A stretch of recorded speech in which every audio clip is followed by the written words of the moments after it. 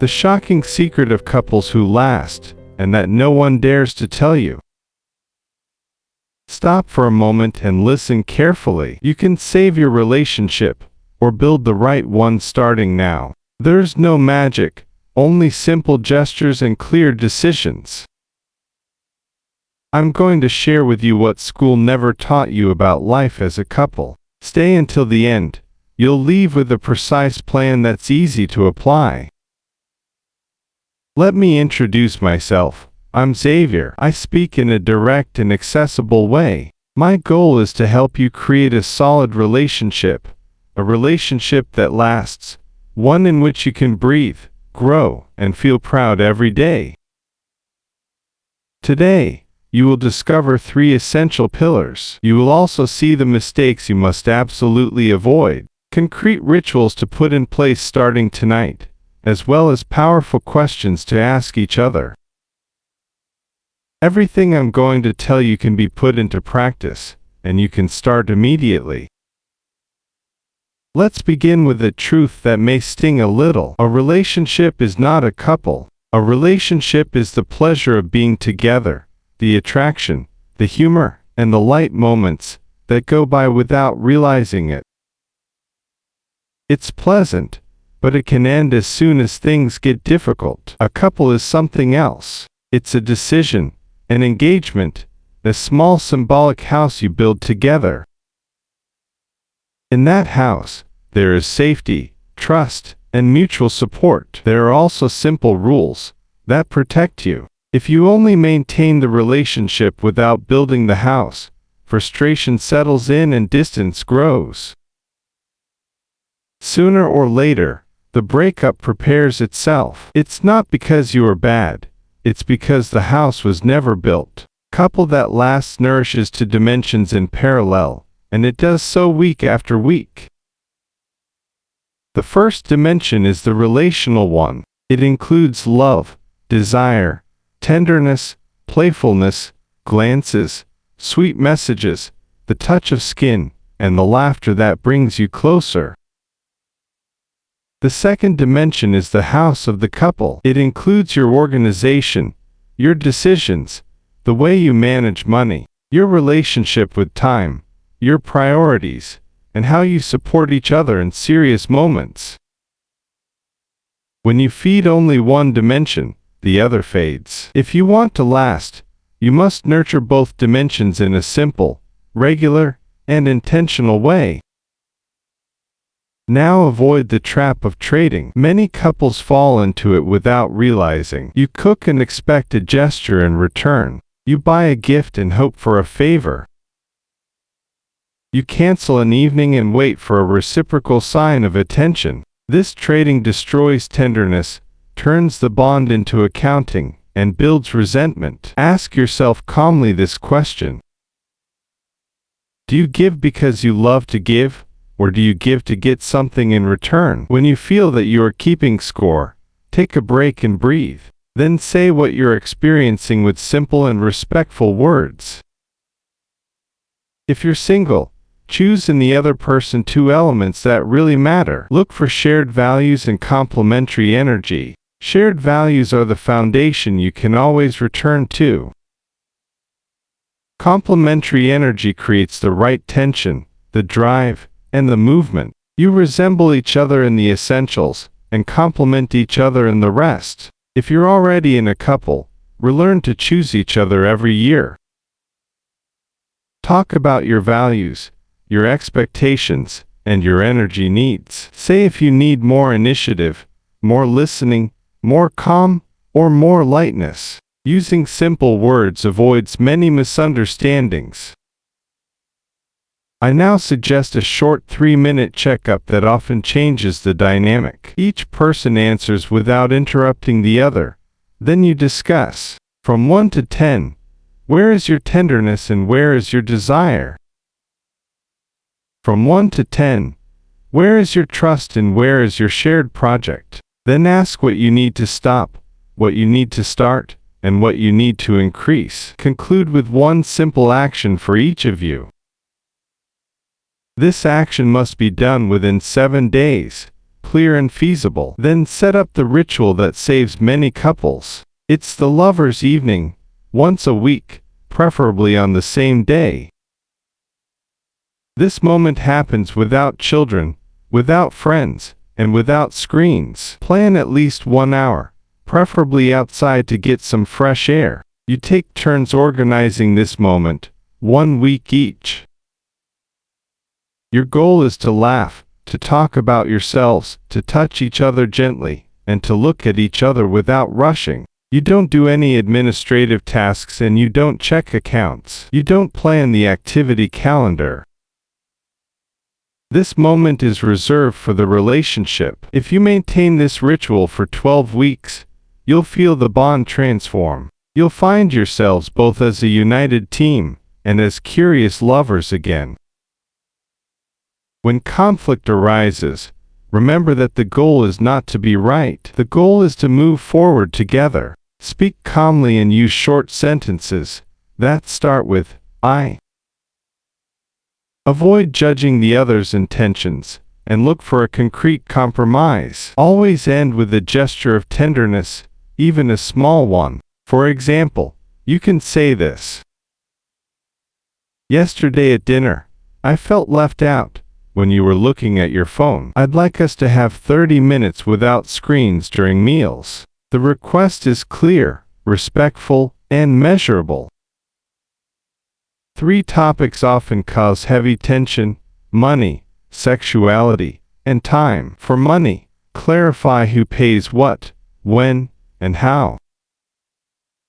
Open a joint account for shared expenses if that reassures you. Talk about your goals and your worries without shame. For sexuality, say what you like and what you like less, without mockery or pressure. Seek quality and attention. Bring back lightness, dare to flirt, and step out of routine with small surprises. For time, remember that couples don't die from conflict, but from neglect. Block off times, and protect them as you would protect an important appointment, because it is one. Now let's move on to deadly mistakes so that you can avoid them. The first mistake is leaving your couple on autopilot, thinking everything will be fine. Nothing goes well without action. The second mistake is comparing your relationship to what you see on social media. You only see a staged scene, never the other side. Stay focused on your reality. The third mistake is confusing loving and guessing. You don't have to read each other's minds. Say clearly what you want and what you feel. The fourth mistake is treating intimacy like a chore. Desire is cultivated with simple games, surprises, and quality time.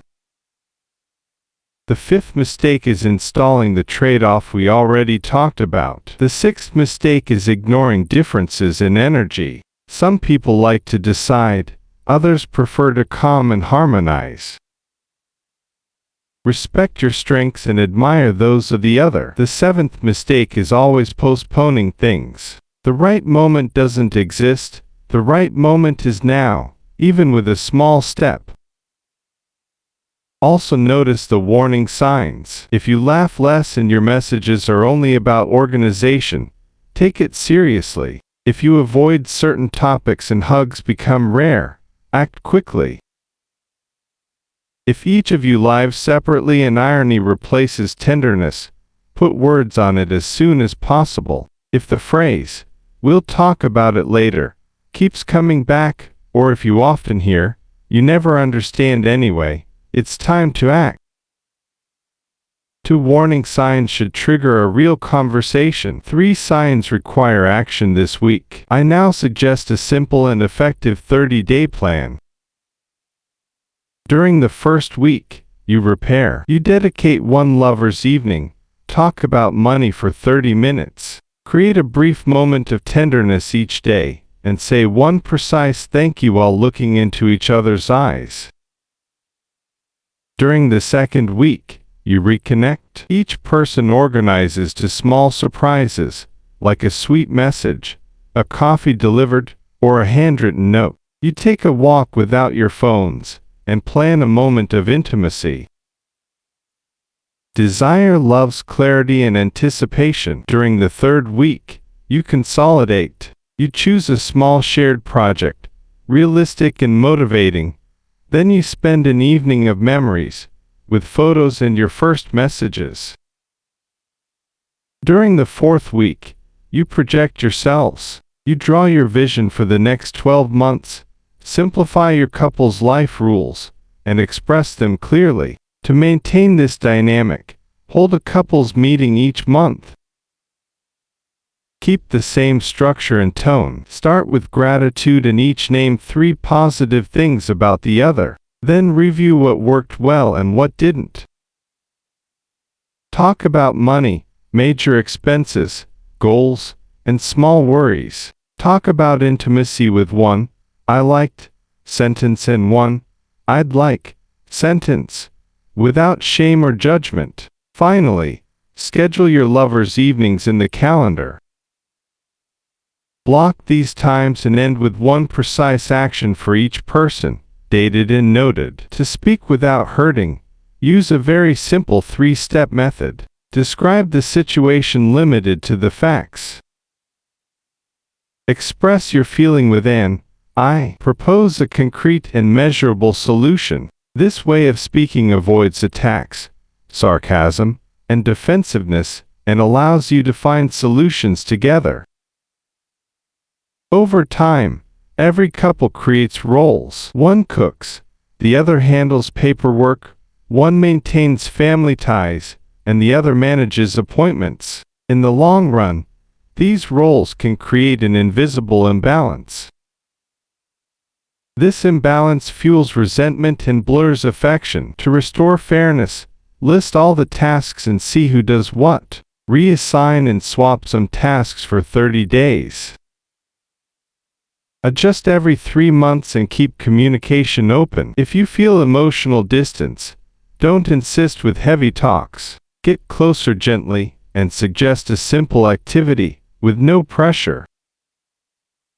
Cook together, take a walk, listen to music, and laugh about something light. The connection often returns through small things, then words open up naturally. Now let's talk about desire, without pressure or awkwardness. Desire thrives on safety, surprise, and good distance. Safety is feeling respected, chosen, and desired. That is expressed through simple words and regular gestures. Surprise sometimes lies in a detail, a different place, a different time, soft lighting, music, clothing, or a whispered word. The right distance means having moments together and moments apart. Too close, the spark fades. Too distant, the bond breaks. In daily life, rely on small gestures that change a lot. In the morning, offer a real greeting, eye to eye. Send a sweet message during the day. Offer a free hug, without asking for anything in return. Say thank you for a specific detail, and remind your partner they can count on you. Listen without your phone in hand, then recall a shared memory. Compliment an effort, not just appearance. Offer to take a bit of mental load this weekend. Laugh together before sleeping and fall asleep lighter. Trust, when it's broken, doesn't return with promises. It returns with proof. If you've hurt your partner, acknowledge your mistake. Say what you understand, announce what you will change, and keep your commitments consistently. If you've been hurt, clearly express what you experienced and explain your need. Set a clear boundary and observe actions over time. Repair takes time, but clarity soothes quickly. If you have children, remember they feel everything. They see when things go well, and they see when things break. The best gift you can give them is to show parents who respect each other, who talk, and who make time for each other. Tell them simply that tonight is your couple's moment, that you love them, and that you'll come back happier. Children understand very well, and it reassures them. Also protect your space from family and friends. You can't please everyone, and it's not necessary. Don't criticize your relationship in front of others. Don't make important commitments for two without consulting the other. Say no when it's too much, and put your relationship first when you have to choose. That's not selfishness, it's taking care of your shared home. To make all this visible and engaging, write your couple's charter, short and effective. In 7 lines, you can set your simple and clear rules. Speak to each other with respect and protect one lover's evening each week. Leave screens aside at dinner and name your needs without shame. Repair quickly after conflict and hold a monthly meeting. Choose each other again every year and sign this charter together. Display it and reread it every month. This simple commitment creates a shared direction and a reassuring frame. When you go out together, bring 1 or 2 powerful questions. Ask what made the other smile this weekend when he or she felt loved. Ask which memory from your early days still gives chills, and what the other would like to learn this year. Talk about what's scary right now and what brings relief.